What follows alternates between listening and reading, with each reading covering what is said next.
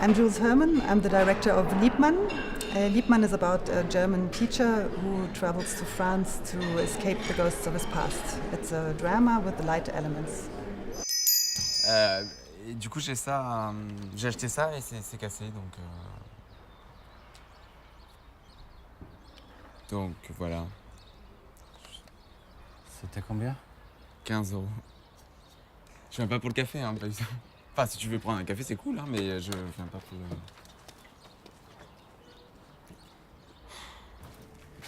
Tu as le ticket? Non, je l'ai pas, non. C'est important ou... Non. Ah ben merci, du coup.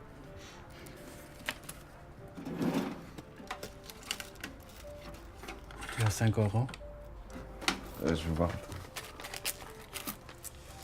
Oui. Ben... Merci, du coup. Alors, ce café?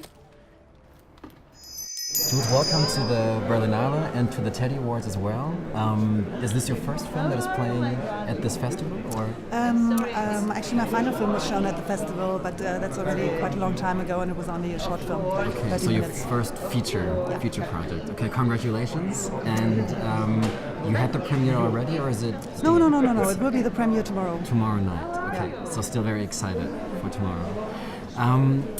When I watched your film, I was immediately struck or very interested in your protagonist Antek, who arrives in France and obviously is a German person. You can tell by his accent, and he seems to be deeply disturbed by his past and the way he's interacting with his new environment. And I was first wondering if you could talk a little bit about this special character he is and his relationship to the world and how you developed this male character too. Well, the backstory is that he is a teacher who experienced something that made his world turn upside down, and so everything he believed in has fallen into pieces, and he doesn't know who he is and what life is about. Mm-hmm. And so we were looking for different things how to show that. So some is in the actions he does, some is in the reactions he has, and some is in the images, and some is also in the form of the film, the way the storytelling is. Mm-hmm. I just have certain scenes still in my mind where you first by his performance you can tell that he's just disturbed, but also the way he's interacting with the immediate environment, but also with objects and furniture. I don't know if you want to elaborate a little bit on that. What roles do these objects play, and why is he always moving them around? And what is that? Well, that's also part of him trying to readjust his life. It's like it's all into pieces, and they have to be put together. And this image is repeated in several different ways in the film. For example, moving the furniture around, trying to arrange it new, because the way his life was, that doesn't make sense anymore. So he has to rearrange it, but he doesn't know how yet. And also he's working in this jumble place, and for me this jumble place is also representing his life that has fallen into pieces and that has to be rearranged. Why is he changing nations or countries? Germans love to go to France. Yes, I know there's a huge stereotype around that. Exactly. The wine and the food and the climate and everything, yes. Yeah, exactly. Okay, Do you want to talk a little bit about it? Or what if I think basically he just has this relationship. He used to go there on holidays, and so it just seems an easy option. He didn't think about it very much. He just wanted to get out, and so he went there. How did you work with the actors, and how do you generally communicate? And do you give them a certain amount of freedom in their performance? And especially working in film, how is that communication working between you and them? Well, this film was very special because we did not have a script. But also we did not improvise in front of the camera. Basically, we wrote the dialogue directly before we shot. Always immediately? Immediately before we shot. You had set up all the technical stuff? We were at the place. Okay. We knew kind of in general what was going to happen, but we did not know the dialogue. And then we sat down and improvised a little, talked about a little, actually just like normal script writers usually do, weeks, months, years before the shoot. But we did it directly before. And what was the idea behind that? Or did you just want to experiment? Or was it yes, the general idea was what happens if we don't have time to prepare is that a way to give our intuition freedom? And it worked really, really well, because if you don't turn your head on all the time and analyze everything and, is this really fitting to the concept, but really just let your gut speak. Yeah. But if you have time, your gut will immediately, it cannot talk. It's too feeble to stand. The analytics that always come if you have time, and if you are talking to people who want to finance the film, maybe you always have to be verbal and explain everything. So we wanted to get that freedom. So actually I decided to shoot the film 1 month before we shot. And we wrote the script, or I wrote the script, or the ideas in 3 days. I also think that the timing or the sense of time is really interesting, because as a viewer I feel there's like a certain delay, or you have time to go with the images and experience them and feel them. Was that something that's intended to have, like, do you know like what I mean with delay? Definitely. Like there's a delay. And it's something that I really like, and I really struggle with the fact that more and more people are not watching anything that's longer than 3 minutes on the internet. So they are not used to dive into an image. And it takes time with this film too, because in the beginning I remember I was like, okay, what's going on here? Like, I don't get it, and I need more info, or I need more, like this.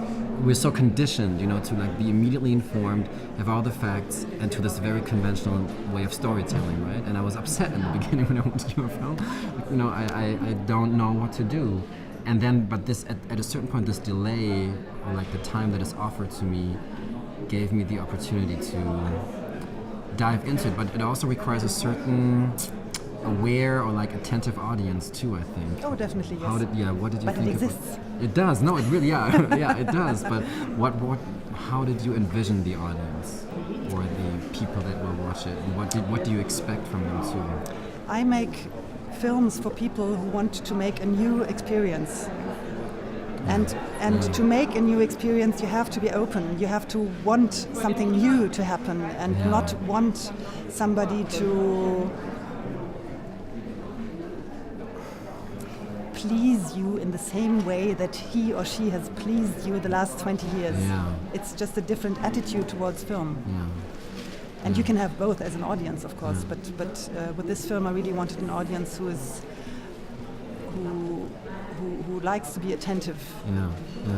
I know you're not a teacher or educator, but how do you get people there? I don't know if it interests you too, like, or if you just it interests me a lot, and I think it has to start at school. I think it has to start at school, definitely. And like you, by exposing people to, or like children or like teenagers to a different way of storytelling, or like how could you do that? Yeah, but not only exposing, you have to have workshops and try it out practice. Yourself. Okay. And how did the actors react to your like directing, or did you have to like work to gain their trust, or to? No, and I actually felt really free as a director too, because it was so experimental, and it was self-financed, because I really wanted to have the utmost freedom. And what I also wanted to do is that I didn't want to have a traditional casting. I really wanted to have my gut speak. So actually I really just had a coffee with the actors and told them that I really don't know whether the film would work, and I knew what their role and their function in the film was, but still that we would write the dialogues on set, and that it was an adventure, and that I really didn't know the end of the adventure, but if they want to have an adventure and have some fun, then they could do it, and they loved it and they wanted to do it.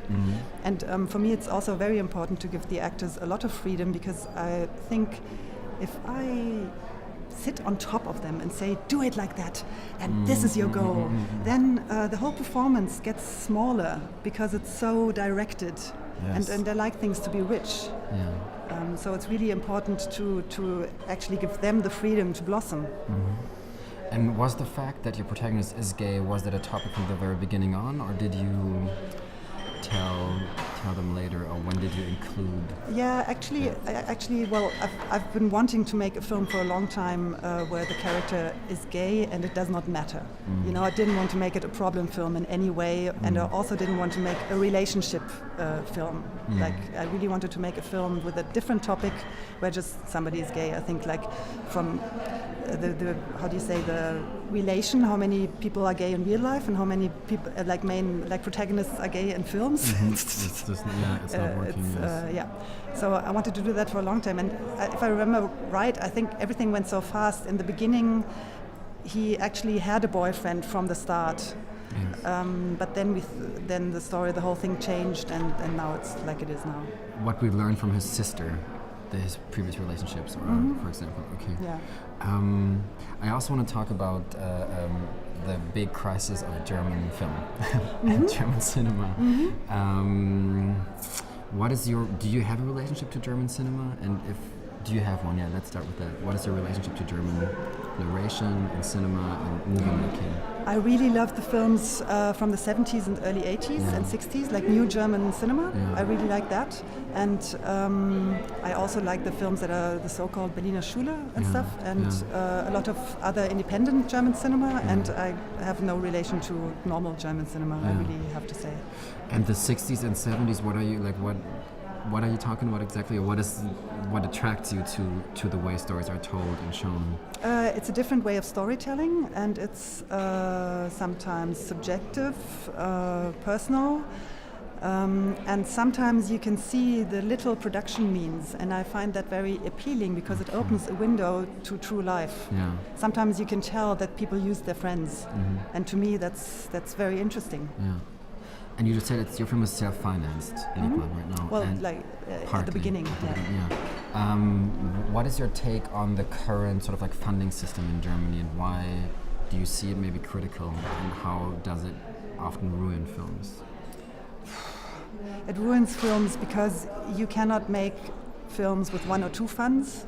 Yeah. So you have to collect 5 or 6, which takes at least, which takes such a long time, and everybody has a different attitude, and I think it kind of destroys any creative spark that the project had at the beginning. And what is your role now as a German filmmaker? What is your role as a German in all this mess, in all this problems of representation. Representation is a big issue, I feel, because German society has been changing so much too. You know, we don't see this real sort of like image of, or the mirror of how German society looks like and what the conflicts are. And I really would like to know, what is the responsibility of the directors and writers? I think the responsibility is to make the films anyway, even if you don't get money, and to find a way to the public. Okay. That's like, I mean, so many people who think, oh, I have this great idea, I'm going to make this film. And then they made the film and nobody sees it because they don't make the effort or they don't know how to find a public for it. Okay. And it's just two things. One is finding the money and the other is finding the public. And if you have found the money, it's much easier to find the public because the channels are with the money. Yes.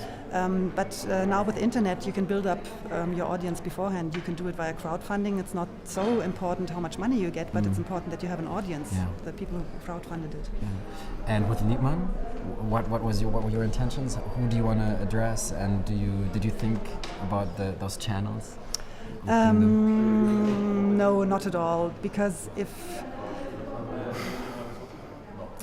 I think about the end too much, I don't have any ideas. I'm like, it's too overwhelming. Yeah. So how are you gonna approach the opening tomorrow? Well, just about the channels. I'm so happy that I'm at the Berlinale and that I'm actually nominated for the Teddy Award. Those are like two great channels, and now we have a world salesperson and we have interest, and channels are there. It's slowly opening up. Okay. Yes, but I'm very excited for the premiere because it's a really if people who are normally not seeing experimental films are in it, I think they will like it, but it's hard to get them there. And if they expect a normal film, maybe they will be too surprised. So I'm really excited how they will see it. I guess you will be able to tell after the Q&A or during the Q&A, maybe when some reactions get back to you. Yeah. Okay, I hope you'll have an amazing opening tomorrow. Thank you so much. Thanks. Thank you.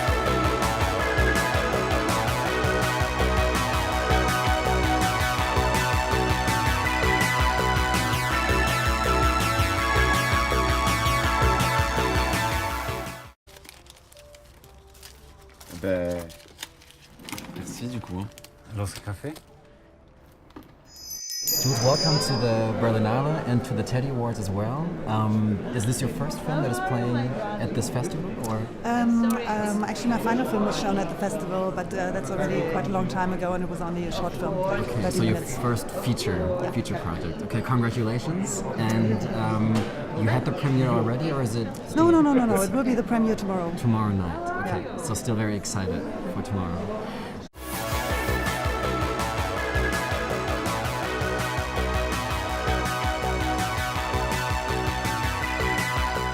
I'm Jules Herrmann. I'm the director of Liebmann. Liebmann is about a German teacher who travels to France to escape the ghosts of his past. It's a drama with the light elements. Et du coup, j'ai acheté ça et c'est cassé, donc voilà. C'était combien? 15 The ans. story is that he is a teacher who experienced something that made his world turn upside down, and so everything he believed in has fallen into pieces, and he doesn't know who he is and what life is about. Mm-hmm. And so we were looking for different things how to show that. Mm-hmm. So some is in the actions he does, some is in the reactions he has, and some is in the images, and some is also in the form of the film, the way the storytelling is. Mm-hmm.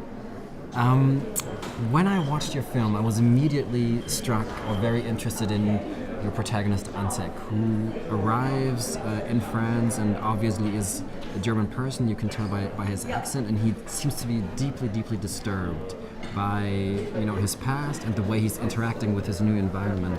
And I was first wondering if you could talk a little bit about this special character he is and his relationship to the world, and how you developed this male character too. Well, the back. Je viens pas pour le café, hein, pas évidemment. Enfin, si tu veux prendre un café, c'est cool, hein, mais je viens pas pour le...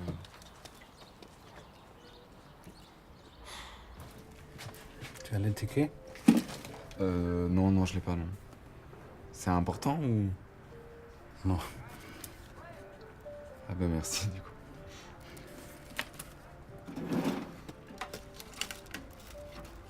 Tu as 5 euros? Je vais voir.